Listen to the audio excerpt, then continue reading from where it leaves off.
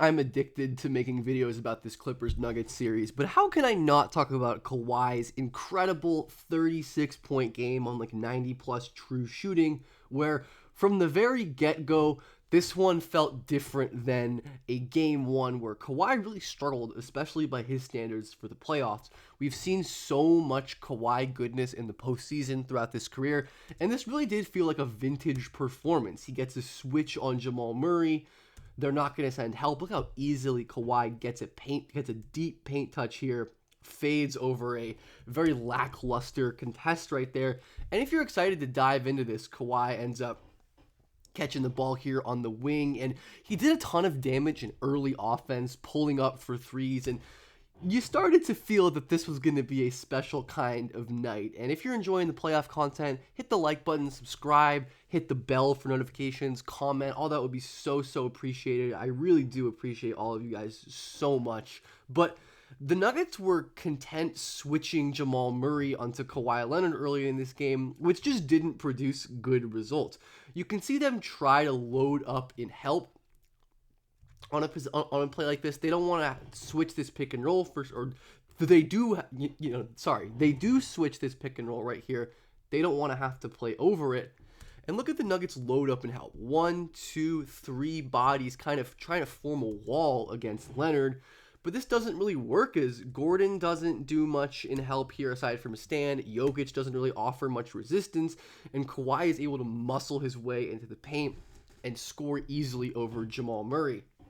When Kawhi is at his best, he's really dominant, and his playmaking was so much more effective in Game 2 than Game 1, where he really struggled. Kawhi does a good job here hitting this pocket pass. They're playing Jokic in kind of over and drop coverage right here, opening up a passing window for Ben Simmons, who makes a rare contested layup. That's an extreme unicorn play from Ben Simmons right here. And the theme of this first quarter overall was really just Denver's help not being effective. Of course, Kawhi being a nuclear shot maker helps, but once again, we find Kawhi isolated in the corner against Jamal Murray with heavy shade. Jokic is playing off of his man Ben Simmons. All three of the Nuggets help defenders are touching the paint or very close to it, but they're still not offering much by way of actual help. Gordon doesn't want to dig off of Harden and double team. Jokic doesn't want to come and double team Harden. Kawhi doesn't really give a shit if you're showing soft help. You have to actually commit bodies to him, or else he's going to easily cook you. And as we said, early offense was just a huge problem for the Nuggets in this game. Kawhi gets matched up again with Jamal Murray early in offense. It's transition, they're cross-matched. They don't like this matchup necessarily, but the Nuggets, again, seem content with just playing their heavy gap help, right? Dunn isn't really a shooter, so Porter can sit in this gap and ideally help if Kawhi goes this way, but Kawhi goes the other way, pulls up over Jokic, and yeah, it really was just beginning to feel like one of those special shot-making nights for Kawhi Leonard. They tried Peyton Watson on him, who is an excellent defender, really long, explosive, laterally quick, but Kawhi simply adjusts by dropping his shoulder. He's playing with pace, and again, we see this kind of soft dig by Jalen Pickett here. He's digging in to just like make Kawhi think, but doesn't really go for a steal, and that allows Kawhi to get 2 feet in the paint, rise up, and hit a really difficult mid-range shot over a great defender in Peyton Watson. Kawhi is obviously one of the great tough shot makers of the generation, and honestly in NBA history. And he's so deadly because of his ability to stay poised and under control. He catches the ball with 2.4 seconds left on the shot clock. Gordon is closing out hard, and he simply just calmly takes a dribble inside the arc and pulls up for the mid-range jumper. There really is no rush here. There's no impatience, and Leonard is able to get to his spot and hit the shot over Gordon to help the Clippers stay close in this game. And then end of the first half, again, this was maybe the moment where we really knew it was going to be a special night. Kawhi dribbling through a crowd, almost loses the ball here going behind the back against Christian Brown. His handle hasn't been fully sharp in the series, as we'll get to. But yeah, crazy, off-balance, forward-leaning, pull-up three in between 3 people. It doesn't matter. It's Kawhi Leonard, and he gives the Clippers a lead heading into halftime. Let's go to the start of the third quarter, where Denver was mixing in some zone as well as just playing more of their, high at the level drop against Zubats and Harden. But of course, getting Kawhi off the ball is really nice. And what a ridiculous fucking finish by Kawhi Leonard, going under. Look at that. Like, how does Gordon not block that shot right there? It looks like this should be easy, but Kawhi scoops it and goes under. Shout out to Ivica Zubats, who we talked about in the last video about Westbrook. He's become a really solid short roll passer, and even though Jamal Murray makes the right read and sinks down on a cutting Kawhi Leonard, his hands are too big and strong, and Jamal can't get over there. I'd honestly love to see them... Actually, no. Kawhi doesn't finish this, but he does still draw the foul. I'd like to see the Clippers even use Kawhi more off of the ball just to get him easier looks and to help him get to his spots, because I think the Nuggets' kind of poor defense allows Kawhi to just dribble wherever he wants, but against better teams, I don't think that's going to be as easy of a proposition. Kawhi, of course, is an awesome defender. Maybe not the player he was at his peak, but look at Kawhi guarding so many actions at once. Leonard sinking down on Gordon so Jokic can't pass inside, but he ends up baiting the pass out to the corner, stealing it with his enormous wingspan, and they go the other way. We're going to see more big Kawhi defensive plays there as well. This is the kind of easy stuff that I love when the Clippers do.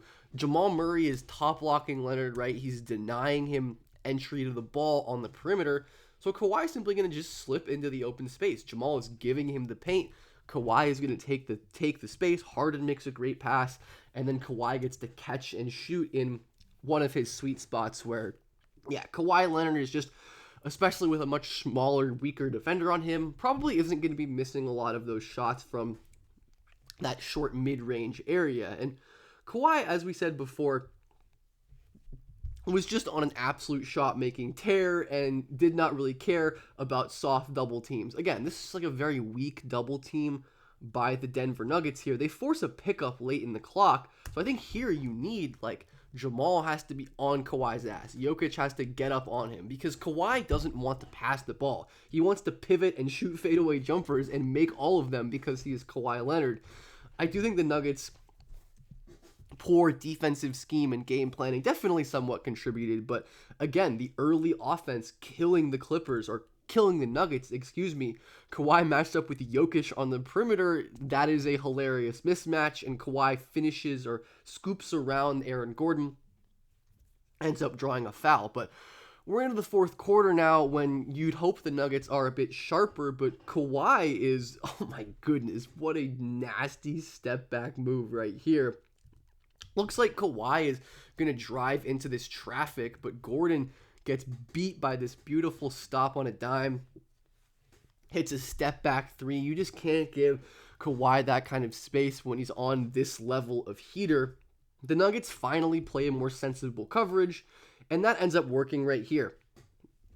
I feel like they should have been doing this more the entire game, is having Jamal Murray hedge out and recover back and have Gordon recover and attach to Leonard as much as possible. This is a great shade by Jamal, but I do think Kawhi in this series struggles a bit as a playmaker and a processor. It didn't matter as much in this game because he made every shot, but look at Batum and look at Zubats both pointing at Derrick Jones Jr. wide open on the wing. Now, it does kind of make sense that Leonard doesn't want to pass because he's such an incredible tough shot maker, and you can view this either way. Of course, Zubats gets the offensive rebound, but Leonard is more of a good, not great player, passer, processor at this stage of his career, and that got him in a lot of trouble during game one, which we'll get to at the end. But in game two here, it wasn't as big of a deal, but still something to note in my opinion. And again, we see a bigger defender in Peyton Watson.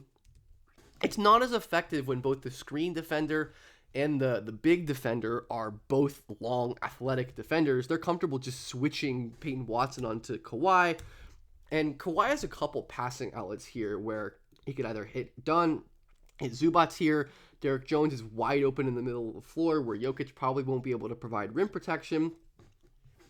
I know it's late in the clock, but 4.5 seconds is plenty of time for NBA players to go up and make a play. So Kawhi, his decision-making may be faltering a tiny bit, but we still did see him make some good passes to the middle of the floor.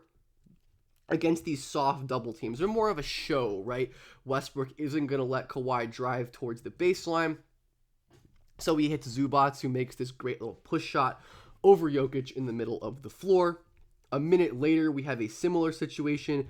This time, Kawhi isolating against Russell Westbrook. Jokic shading out to take away the baseline. And then Norman Powell is going to cut in here. And just basic stuff, right? But that's all Kawhi has to do to add value as a playmaker, because defenses will sell out, give him wide open passing lanes, and let Norman Powell take wide open floaters in the middle of the lane because they're so terrified of Kawhi Leonard taking and making contested jump shots, as they should be. And again, we see Kawhi get an easy corner three off the ball. Really poor coverage again by the Nuggets, where they're double teaming or showing two bodies right here at Zubac. Zubac gets the ball, and Westbrook is just extremely late to close out to Kawhi Leonard. Obviously doesn't want to leave Norman Powell here, but this is, of course, the benefit of playing with Harden and playing with Zubac, right? Kawhi occasionally gets these easier shots, and it makes the Clippers really, really dangerous when they're at their best, of course, when Harden and Zubac are demanding as much attention as Leonard is. But, of course, down the stretch, it's going to be Kawhi shooting the ball, and man, he's just a dominant fadeaway shooter. This is a little better, right? Michael Porter Jr. crowding, but I'd like to see a harder double team here. Chris Dunn is not a shooting threat, so Porter, when Kawhi turns his back, I'd love to see Porter just go hard, really try to contest, but that's only one contest. Even a great defender like Aaron Gordon, who was great on Kawhi in Game 1, couldn't end up stopping Kawhi's fadeaways on this game. And late in the game, once again, the Nuggets send two at Kawhi, and he isn't able to hit that shot. This is another example of the playmaking late in the clock, where Leonard probably could have hit Chris Dunn right here in the middle of the floor, playing with an advantage situation. I get not wanting to pass to Dunn in this situation because he's an unreliable scorer, but he potentially would have had Powell open in the corner, Harden open on the wing, but Kawhi pulls a tough jumper over Christian Brown, doesn't end up making it. But of course, as we know, because we've seen the end of this game, Kawhi is going to make up for it in a big way here, rising up over Aaron Gordon, hitting a pull-up to put the Clippers up 3. Kawhi then going to get a huge steal on Jokic to effectively ice the game. And we see once again, like that first play, looks like he's just covering Christian Brown, but Kawhi is reading Jokic's intention to pass out to Westbrook. He's able to jump that pass with his enormous long arms. But going back to Game 1, Kawhi really wasn't as sharp. So this was a good bounce-back game for him. Kawhi isolating on Jamal Murray late in the game, but this time he gets the ball poked out and the Clippers turn the ball over. And he just wasn't as sharp handling the ball and making decisions under pressure, where he throws up a pretty late pass here. Kawhi had a couple options early in this play to pass over to a wide-open Bogdanovic, and the pass to Simmons is a good idea, but it's just over his head, and that's a bad turnover. In the first half here, we saw another example of that. Kawhi trying to find Ben Simmons early, but ends up losing the ball on this double team. He's not the best these days at reading these backside double teams, as didn't feel Westbrook sinking off of Norm. That's a great play by Westbrook, but this was a big, important bounce back game for Leonard, who was really poor by his standards in Game 1, but helped carry the Clippers to a Game 2 win. And this is the version of Kawhi Leonard that makes people understandably think that the Clippers can make a really deep run in the playoffs. I mean, he was a godly nuclear shot maker from all over the floor. And of course, he benefits from Harden and Zubac's presence as well. So I'm fascinated to see how both these teams continue to adjust. This series has been incredible. I'll probably make another video on it at some point because I can't help myself, but I will cover the other playoff series at some point. Anyways, thanks so much for watching and have a good day or night. I really do love you all.